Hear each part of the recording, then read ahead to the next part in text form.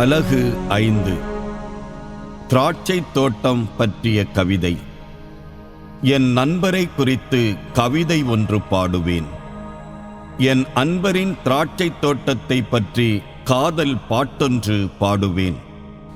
செழுமை மிக்கதொரு குன்றின் மேல் என் நண்பருக்கு திராட்சை தோட்டம் ஒன்றிருந்தது. அவர் அதை நன்றாக கொத்தி கிளறி கற்களை களைந்தெடுத்தார். நல்வகை திராட்சை செடிகளை அதில் நட்டு வைத்தார். அவற்றை காக்கும் பொருட்டு கோபுரம் ஒன்றை கட்டி வைத்தார். திராட்சை பழம் பிழிய ஆலை ஒன்றை அமைத்தார். நல்ல திராட்சை குலைகள் கிட்டுமென காத்திருந்தார்.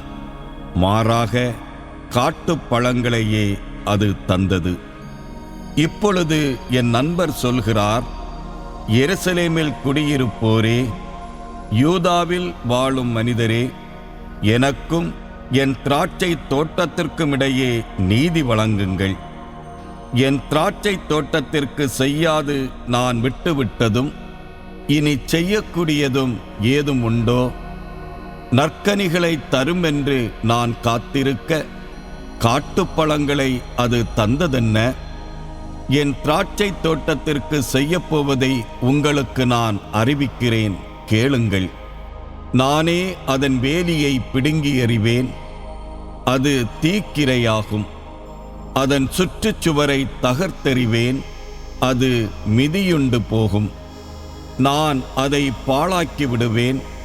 அதன் கிளைகள் நறுக்கப்படா, மண் கொத்தப்படாது. நெருஞ்சியும் முட்புதர்களுமே அதில் வளரும்.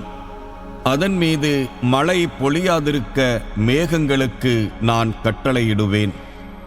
படைகளின் ஆண்டவரது திராட்சை தோட்டம் இஸ்ரவேல் குடும்பத்தாரே, அவர் ஆர்வத்துடன் நட்ட கன்று யூதா மக்களே, நீதி விளையுமென்று எதிர்நோக்கி இருந்தார். விளைந்ததோ இரத்தப்பழி. நேர்மை தழைக்குமென்று காத்திருந்தார். தழைத்ததோ முறைப்பாடு. மக்களின் தீச்செயலும் தண்டனை தீர்ப்பும். வீட்டோடு வீடு சேர்ப்பவர்களே, வயலோடு வயலை இணைத்துக் கொள்பவர்களே, உங்களுக்கு ஐயோ கேடு.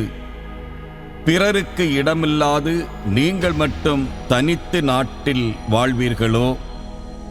என் காதில் விழும்படி படைகளின் ஆண்டவர் ஆணையிட்டு கூறியது இதுவே. மெய்யாகவே பல இல்லங்கள் பாழடைந்து போகும்.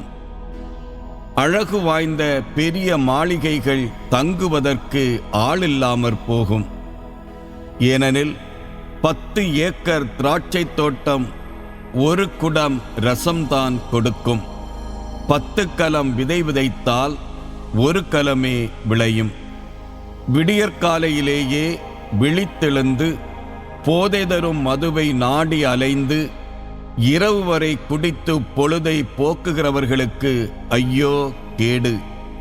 அவர்கள் கேளிக்கை விருந்துகளில் கிண்ணாரம், வீணை, தம்புரு, குழல், திராட்சை ரசம் ஆகியவையெல்லாம் உண்டு. ஆனால் ஆண்டவரின் செயல்களை அவர்கள் நினைவு கூர்வதில்லை.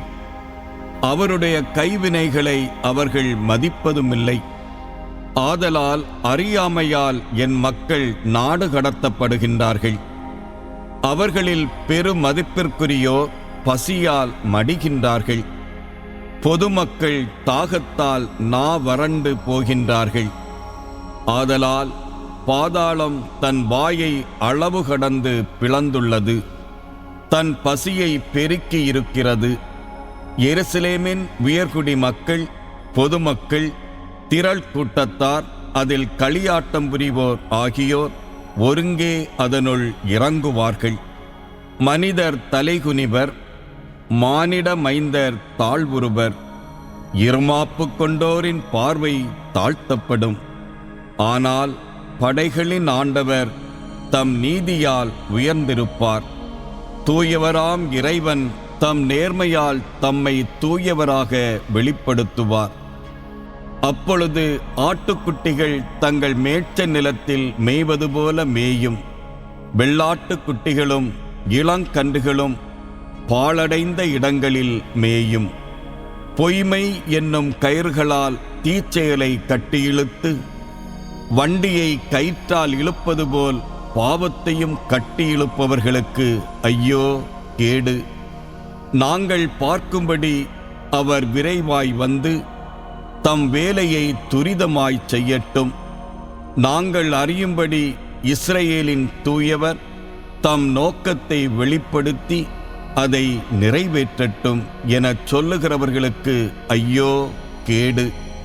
தீமையை நன்மை எனவும் நன்மையை தீமை எனவும் சொல்லி இருளை ஒளியாக்கி ஒளியை இருளாக்கி கசப்பை இனிப்பாக்கி இனிப்பை கசப்பாக்கும் மாந்தருக்கு ஐயோ கேடு. தங்கள் பார்வையில் ஞானியர் எனவும் தங்கள் கணிப்பில் கூர்மதி வாய்ந்தோர் எனவும் தங்களையே கருதுவோருக்கு ஐயோ கேடு. திராட்சை குடிப்பதில் தீரர்களாகவும் மதுபானம் கலப்பதில் வல்லவர்களாகவும் இருப்பவர்களுக்கு ஐயோ கேடு. அவர்கள் கையூட்டு வாங்கிக் கொண்டு குற்றவாளியை நேர்மையாளர் என தீர்ப்பிடுகின்றார்கள். குற்றமற்றோருக்கு நீதி கிடைப்பதை தடை செய்கின்றார்கள்.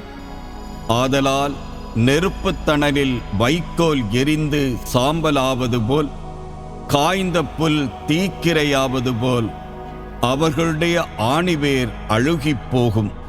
அவர்களுடைய வழிமரபு துரும்பு போல் பறந்து போகும். ஏனெனில் அவர்கள் படைகளின் ஆண்டவரது திருச்சட்டத்தை புறக்கணித்தார்கள். இஸ்ரவேலின் தூயவரது வாக்கை வெறுத்து தள்ளினார்கள். ஆதலால் ஆண்டவரின் சினத்தீ அவருடைய மக்களுக்கு எதிராக கிளர்ந்தெழுந்தது. அவர்களுக்கு எதிராக அவர் தம் கையை நீட்டி அவர்களை நொறுக்கினார். மலைகள் நடுநடுங்கின.